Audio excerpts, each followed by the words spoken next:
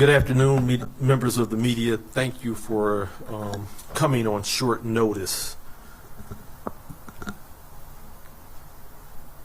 Today, I have called you all here to discuss the officer-involved shooting that happened on yesterday's date, which was Sunday afternoon in the 11th precinct area. Normally, I would not do a media briefing on an OIS officer-involved shooting during this short of a time frame. But this morning at my senior management meeting, I was able to review the body-worn camera, and at my briefing yesterday at the scene, I updated you and stated that the information was fluid, preliminary, and that I had not reviewed the camera footage at that moment. I was able to review the body-worn camera footage from the shooting officer and wanted to ensure that, as promised, I would give you all an update. I will not be releasing the body-worn camera footage today because I do not want to jump in front of the Wayne County prosecutor, which is standard in an officer-involved shooting. We will be submitting a warrant request, as we always do in all of our officer-involved shootings, and the investigation will be led by the Michigan State Police Department. But I do want to update you and walk you through what transpired to give you an update. After reviewing the body-worn footage, I can tell you that yesterday afternoon our officer was out on routine patrol in the area of Van Dyke and 8 Mile. He observed what he deemed to be a traffic violation and conducted a traffic stop. The driver of the vehicle, which was driving a black Dodge Durango, complied with the officer and pulled over her vehicle immediately. At this point, the officer exited the patrol vehicle and approached the driver's side of the Dodge Durango. The officer identified himself and gave the reason for the traffic stop. The driver strongly disagreed with the officer as to the reason. The officer asked the driver for her license, registration, proof of insurance of the vehicle. The driver requested for the officer's supervisor numerous times, including at one point the driver called 911 while the officer was standing at the vehicle. The officer requested backup to the scene for support. Once backup arrived, the officer physically opened the driver's door in an attempt to get the driver out of the vehicle. The officers were unsuccessful in their attempt to pull the woman out of the vehicle, and she was pepper sprayed by one of the backup officers. She then closed her door and the driver drove off from the scene. The officers pursued the Durango up Van Dyke for approximately 1 minute until they boxed in her vehicle a short distance down the road at Concord and Outer Drive. At this point, the officer which fired shots, we'll call him the shooting officer, jumped out of his vehicle that was parked in front of the Dodge Durango and began ordering the woman to exit the vehicle. The driver, as it is shown in the video, began try to drive her vehicle out of the box. While the Durango was driving away from the scene and past the officer, he ordered the woman 2 more times to get out of the vehicle before he fired multiple shots into the Durango.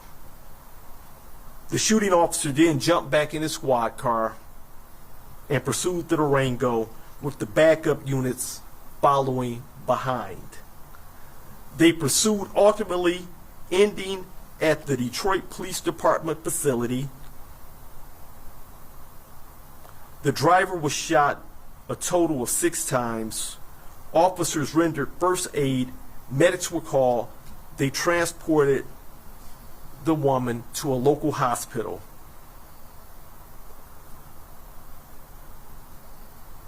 The woman was released from the hospital and subsequently taken to the Detroit Detention Center. This morning, I ordered her released from the Detroit Detention Center immediately. I want to talk about the policy violations. This incident has policy violations in multiple areas. I find them concerning. The Detroit Police Department, first of all, should not pursue, and we have a policy against vehicle pursuits for traffic. Our policy states that we will pursue individuals that have committed violent felonies only, violent crimes. DPD also has a policy against a procedure where you box in a vehicle. One vehicle in front, one vehicle behind, in an attempt to stop it from moving. I repeat, DPD does not, we do not shoot at moving vehicles unless it is an extreme circumstance where life is at jeopardy. As an officer, we are trained to de-escalate situations. Failing to request a supervisor when one is requested falls in line with the citizen complaint. She requested a supervisor multiple times. I want you all to know that I am preparing to submit to the Board of Police Commissioners to have the shooting officer suspended without pay immediately. And again, a warrant request will be submitted to the Wayne County Prosecutor's Office. This is standard. The actions of the officer in violating our policy is not consistent with what should be done. The officer will be held accountable for that. An internal investigation is going to be headed up by the Homicide Task Force, which is led by the Michigan State Police Department. The driver, as I stated, has been released from the Detroit Detention Center this afternoon and will not be facing any charges from this incident. The Detroit Police Department has policies in place for a reason. We are a constitutional police department, and I definitely will hold officers accountable for policy violations. At this point, I'll open it up for questions.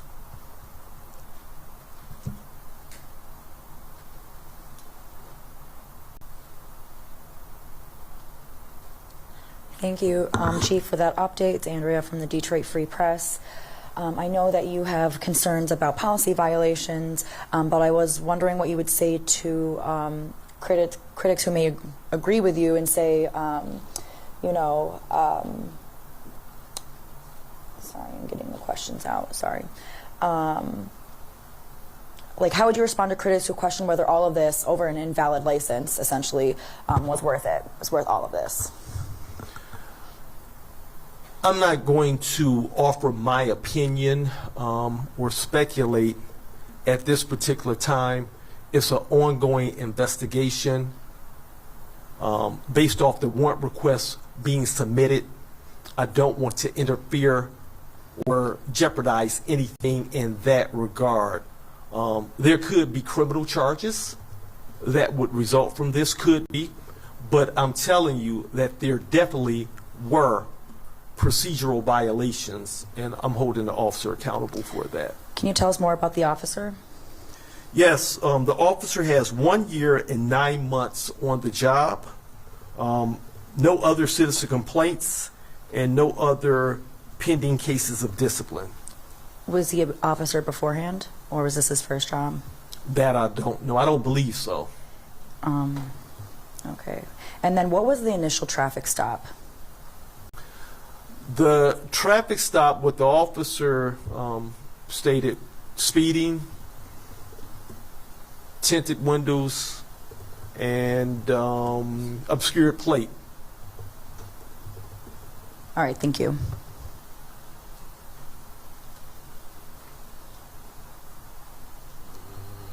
Randy Wembley, Channel 7. Andrew kind of knocked out a bunch of them that I wanted to bring up. But you mentioned that the traffic violation initially was speeding, tinted windows rather, and improper plate. Was that merely the tag or a missing license plate, or what exactly was it with the license plate in regards to? I haven't. The investigation is ongoing. I know what the initial reason for the traffic stop is, but I haven't looked that close to the plate. But I was at this point very, very quickly able to determine that policy violations occurred, and I'm taking swift action in regards to that. This brings up just the issue in regard to pretext stops and what have you. Should there be any sort of reviewing of city ordinances, DPD policy regarding certain pretext stops? We see that in certain other cities and what have you. Is this an opportunity to review that in Detroit? I will say that one of the number one complaints in the city of Detroit, and that I've directed officers to do, is individual speeding. And so speeding doesn't fall in the realm of a pretextual stop. We've had a lot of traffic accidents with death, critical injuries as a result of that. So the Detroit Police Department, we're going to continue to enforce traffic laws for speeding, improper plates, things that I would say wouldn't fall in the realm of a pretextual stop. And you mentioned just the de-escalation. It seems as if this escalated rather quickly. Could you kind of speak to that a bit, and where perhaps, based upon what you saw in the video, where things could have been de-escalated, those opportunities for the off-ramp, if you will, before things led to the direction where it ultimately went? It would be improper for me to go deep into detail at that level with the pending possible criminal investigation or charges that could result from the Wayne County prosecutor. But I will tell you that we have some of the best policies in the country, if not the best. The Detroit Police Department does. And when individuals follow the policies as they're supposed to, you don't have incidents like this. A supervisor should have been called. She requested a supervisor, and the supervisor should have been called. And lastly, and forgive me if I missed this, but was there any moment, or was there any scene in the video where an officer was sort of hanging on the car, or what have you, or being while she drove away, while the young lady drove away? I can't speak to the video. If I could speak to the video, I would be able to really show the video. So that level of detail, my concern has been with what I spoke of in the policy violation. Gotcha. So thank you. So, Chief, let me see if I understand this. Woman was pulled over for speeding, a legitimate stop. She refuses to give a license, not supposed to do that, and she refuses to give her registration and refuses to cooperate and obey a police officer. What does the police officer do in that situation? I'm glad that you raised that. As I reported out yesterday, I had not seen the video. I was going basically off preliminary information. And so I will tell you this, Charlie. She did give her license. She did give her registration. Her insurance was on her phone. That's all I have to say about that. If a supervisor had been called, I don't think it would have went this way. Do you think the officer had committed a crime? I can't and I won't comment on that. That's the job of the Wayne County prosecutor. Thank you. So you mentioned having preliminary information on that. I would like to follow up and ask whether you know, that's basically the complete opposite of what was said yesterday. How did that happen? It was information I was given at the time, and the video had not been reviewed. So was that given by the officer that committed the shooting? I can't go into what he said, that piece. I can't go into that without compromising his due process. Okay. And then will the video be in full released, or will it be edited? After the Wayne County prosecutor does her job and is authorized for release, you'll get the video be available, so you should be able to FOIA. And I do have a just quick follow-up question regarding a September 18th officer-involved shooting in which, you know, DPD says he had pulled out a gun, produced a handgun, and then was subsequently shot, I believe, survived. That video does not show the suspect producing his handgun. Was that video edited, or is there a video showing that? I'm not sure. I don't have the video in front of me, but the individual had a gun, and it showed the individual with his gun raising his arm, and he threw it on top of a building. The individual had a gun. He had multiple opportunities to discard the gun. He chose not to discard the gun, given multiple orders, and raised his arm, and the officer fired multiple shots, striking the individual while he had gun. Yeah, I understand. The video right now that's released does not show that. So is that edited, or is there no video that shows that? The video was released in our critical incident debriefing, and so if you want more video, you can definitely FOIA to get it in totality. Thank you. Gino Vici, CBS News. Chief, real quick, just one quick question. What can you tell us about the driver? You said she was shot 6 times. What was her condition? How did that conversation go when you ordered her to be released? I'm the chief, so if I order her to be released, she's going to be released. And that's how it was a one-sided conversation. She was released from the hospital, and so that right there lets me know that she's in stable condition. I was actually surprised to find that she had been released from the hospital. But she had been released, and she was in our custody at our detention facility, and I ordered her released. Thank you.